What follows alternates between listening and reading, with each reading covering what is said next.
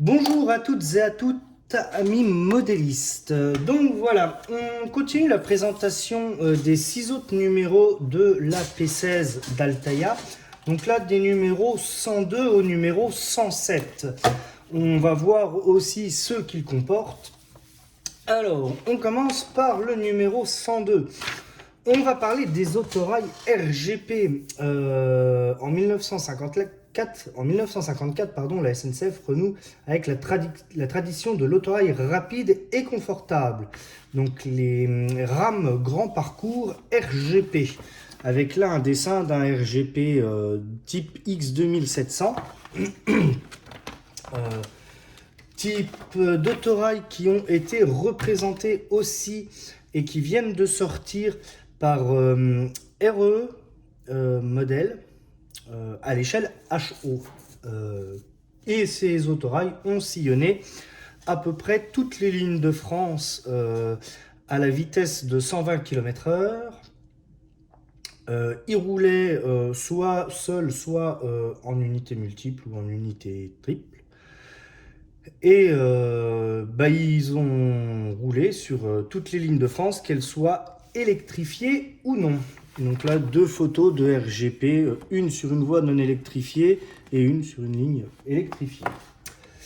À bord de la légendaire 241P, on va parler des trains rapides du Nord, avec les voitures type Nord, des rames qui roulaient sur le Nord avec leurs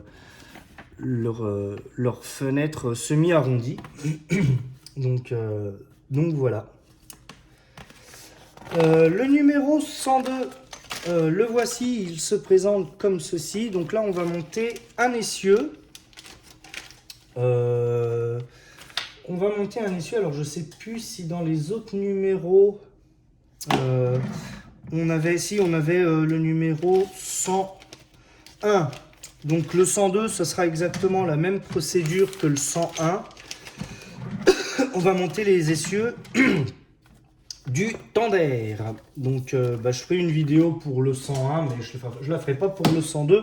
Et il y a aussi au niveau des numéros 113, 110, 109, 110, là, ça va être exactement la même procédure. Le numéro 103, on va parler des TGV du Troisième Reich. On va partir en Allemagne. Avec les automotrices doubles de la série 137. C'était des automotrices long parcours à grande vitesse qui roulaient à plus de 150 km/h entre les grandes villes du Reich. Donc on a une photographie là d'une de ces automotrices allemandes qui roulait en Allemagne.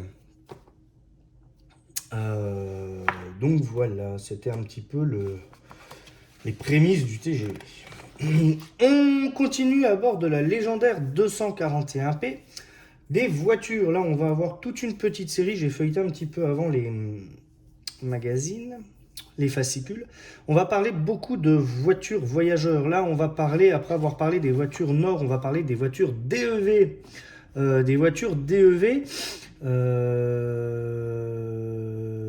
Qui a été conçu et entrepris par la direction d'études de voitures de la SNCF au moment où les 241P ont été conçus dans le même esprit. Et les DEV ont été aussi en grande partie, on les a retrouvés aussi derrière nos 241P. Donc voilà. Le montage de la 241P, on monte un flanc de bogie. On va monter un autre flanc de bogie, donc là cette fois le côté gauche apparemment. Voilà, pour donner le bogie complet. On va bientôt fermer le tout. Donc le bogie, pareil, hein, je vais pas refaire les mêmes procédures que les numéros précédents, puisque le numéro 99 c'est déjà ceci, donc je vais pas réexpliquer à chaque fois. Je vais faire le numéro 99, le 103, je le passerai sous silence, comme ça sera beaucoup plus simple. On va pas répéter les procédures. On continue sur les autorails. on va parler de l'autorail Bugatti sur le numéro 104. Cet autorail porte la signature de l'un des inventeurs les plus géniaux de l'automobile, Ettore Bugatti. Durant les années 30, il proposa au réseau ferré français, ni plus ni moins que le TGV du moment. Effectivement, il avait, avec son nez très fuselé, il ressemblait beaucoup au TGV, avec son moteur là au milieu et sa cabine sur le toit. C'était vraiment le TGV des années 30. Donc il avait deux moteurs d'une puissance de 400 chevaux et ceux qui avaient 4 moteurs avaient une puissance de 800 chevaux. Et il roulait, je crois qu'il roulait à 120 km/h, pas plus.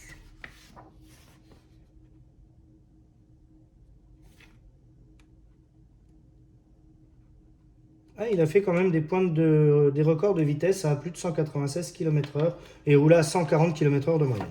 Donc voilà. Continuons toujours à bord de la légendaire 241P. Les voitures, on va parler des voitures DEV, mais cette fois en acier inoxydable.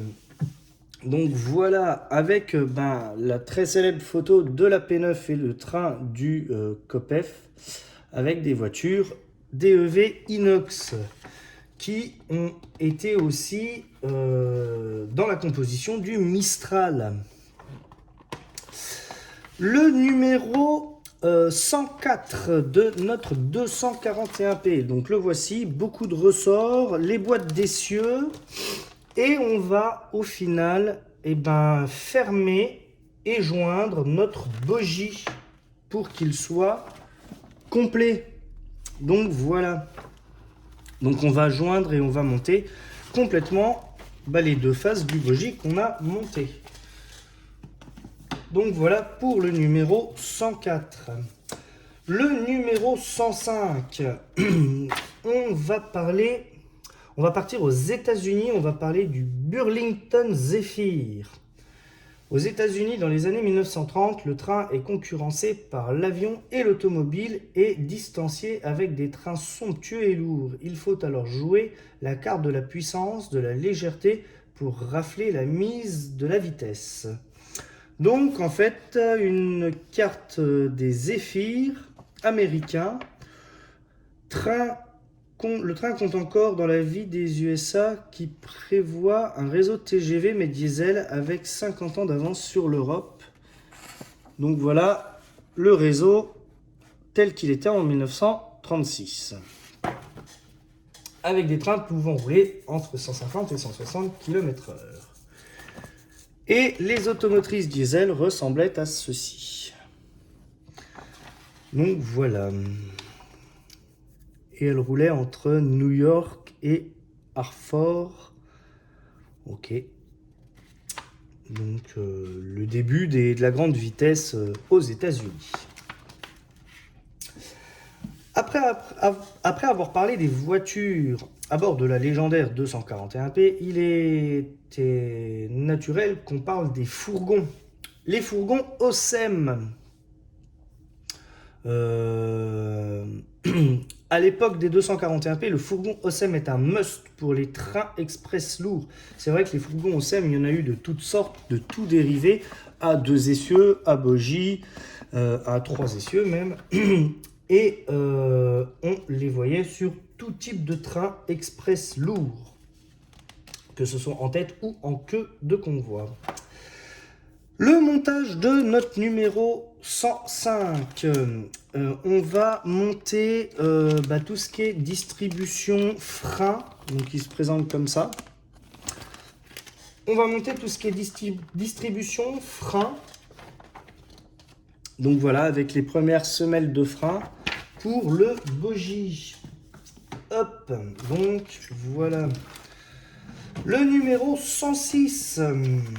Alors, on va parler du train Talgo. On va parler cette fois en Espagne. Le train Talgo, face au problème de l'écartement espagnol qui est de 1,68 m comparé à 1,43 m pour la France, et ben le Talgo, avec son écartement variable, régla les problèmes du réseau espagnol. On pouvait passer la frontière tout en restant dans le train sans descendre. On changeait que la machine. Donc voilà, après il a été dérivé Talgo 1, Talgo 2, Talgo 3. Le pendulard qui pouvait rouler, le pendulard lui qui pouvait rouler à 200 km/h contre 160 pour les premières séries du Talgo. Avec l'explication du châssis, puisque le Talgo n'avait qu'un essieu, qu'un bogie entre chaque voiture. À bord de la légendaire 241P, on va parler des trains de messagerie. Qui pouvaient rouler à 120 km/h et qui étaient quand même tractés aussi bien par des R que par des 241P. Nos 241P ont tracté des trains de messagerie. Le montage du numéro 106, on continue donc tout ce qui est timonerie de frein, le voici. Donc 106 et 107, ça va être exactement les deux mêmes numéros au niveau du montage, puisqu'on va monter d'un côté et de l'autre du bogie pour tout ce qui est timonerie de frein. Donc voilà, les pièces sont en plastique, il faudra y aller doucement lors du montage. Et le dernier numéro, le numéro 107, on va parler des autorails X3800, surnommés les fameux Picasso, avec leur cabine sur le toit qui leur donnait un aspect assez proéminent. Là, on a on a la photo du X4039 de la BFC, l'association des autorails de Bourgogne-Franche-Comté. Un train complet à lui seul. Le moteur était à l'avant, donc là on le voit avec le fourgon, la cabine qui était au-dessus et qui permettait à l'autre extrémité de voir les rails défiler pour les voyageurs. Alors, à bord de la légendaire 241P, un déclin annoncé. Au début du XXe siècle, le chemin de fer domine le transport des voyageurs. Les distances parcourues n'ont cessé d'augmenter, puis ont décru en 1921 pour remonter jusqu'en 1939 avec une reprise tardive durant les années 50 en vain. Bon, il nous explique un peu les hauts et les bas du chemin de fer aux différentes époques. On a des jolies photos de BB 7200 et 22000. Là, une 22000 sur la Côte d'Azur, là, une 7002 du côté sur la PLM. Et une 2D2. Donc voilà. Et donc le numéro 107, dernier numéro reçu, le voici.